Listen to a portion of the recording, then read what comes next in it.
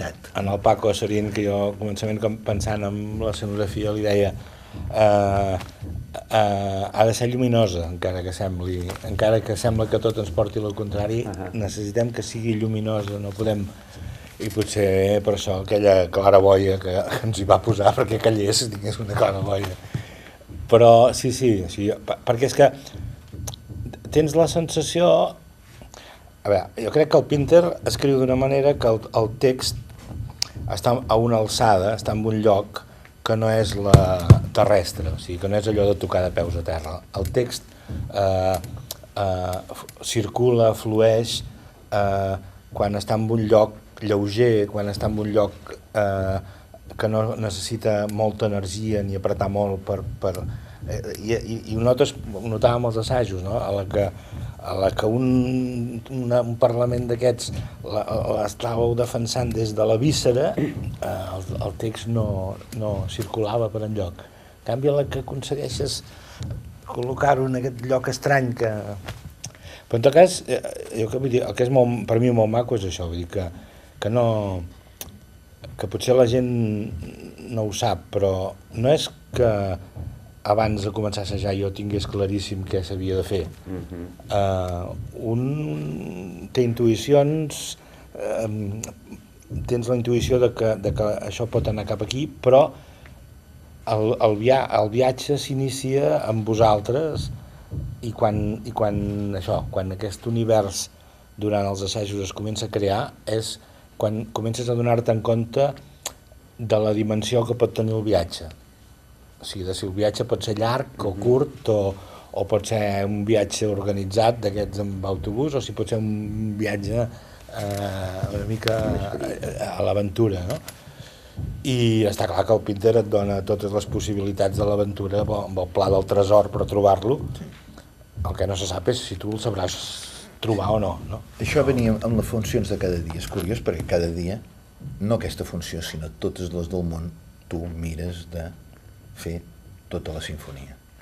És curiós aquí el treball d'aquesta cosa suspesa, d'aquesta metafísica, d'aquest aire.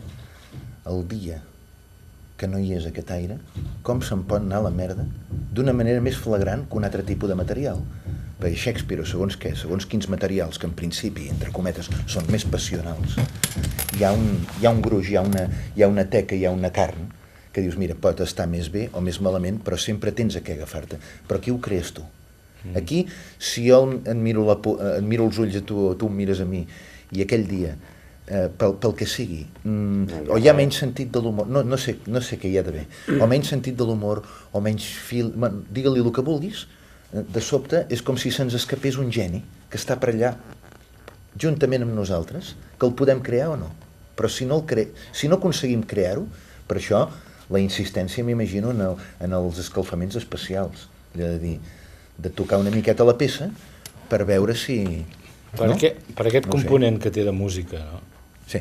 És que fent-ho te n'adones que aquella frase de 2 paraules depèn tant de com s'hagi dit la d'abans de 3 paraules i fins i tot dit aquesta de 3 paraules en el lloc on ha estat dita gairebé t'està marcant des d'on s'ha de dir la de 2 paraules. O sigui, que aquest plano del tresor que diem és com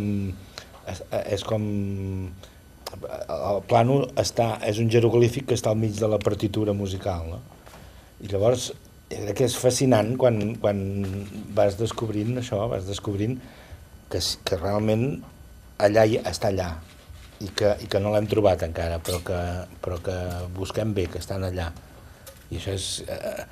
I per això acabes respectant-lo tant, no? Segurament jo potser és l'autor que més he respectat de puntuació, de paraules, de tot, perquè és d'una perfecció brutal. Clar, i quan ho saps i confies, llavors és fantàstic, perquè saps que t'ho està donant. Sí, que hi havia com si t'estés enganyant amb la veritat, no? Perquè ho tens allà davant dels teus ulls.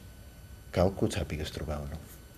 I el primer punt de partida que jo tinc la sensació a l'hora de treballar el lloc que és un bon camí és si hi ha sentit de l'humor. no? Sí, sí. Si hi ha sentit de l'humor és la primera cosa tangible en què et trobes, almenys com a esperit, com a intèrpret. De sobte que dius, perquè allò revertirà, allò et desgravarà bé com a transcendència bona, no al revés. Curiosament, hi ha com un efecte de contraris, dius, això que està fent riure ara en aquests moments, probablement t'estàs acostant més, d'una manera més de veritat, a una cosa que és violenta igual, o inquietant. Sembla mentida, és un color contrari, però aquell color contrari pot sumar. Pot arribar a sumar a algú violent o... El color que no li va bé, i és curiós perquè és fàcil de caure amb Pinter, si no es llegeix prou bé, és el de la transcendència.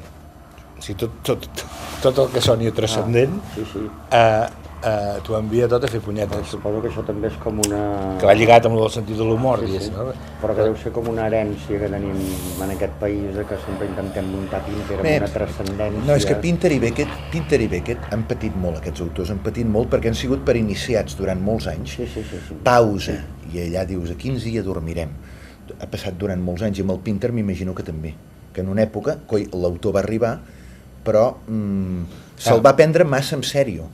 No sé com dir-ho, se'ls ha de prendre en sèrio, perquè ho són molt, però tan en sèrio, això minva humor igual. La pausa, durant la pausa han de passar coses. Clar.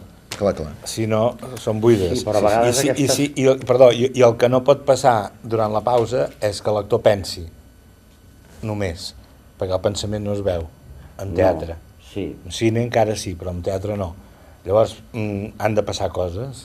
Han de passar coses que no vol dir grans accions, però és la manera que les pauses no siguin transcendents i pretensioses com potser quan no sabíem fer Pinter i tots ens hi costàvem, ens pensàvem que s'havia de fer així. Sí, el que passa, per exemple, això a nivell de les pauses o dels silencis, que han d'estar plenes, però a vegades tampoc no han d'estar plenes d'un pensament coherent del personatge. No, per això dic... que hi havia dies que aquelles pauses potser les omplia pensant què faria l'endemà per dinar, saps? I allò em feia fer... No, però segurament en aquest moment que pensaves que faries l'endemà per dinar és perquè estava passant una cosa amb l'altre personatge durant aquella pausa. Sí, però que m'he referit que a vegades aquestes pauses això no han de ser pauses psicològiques.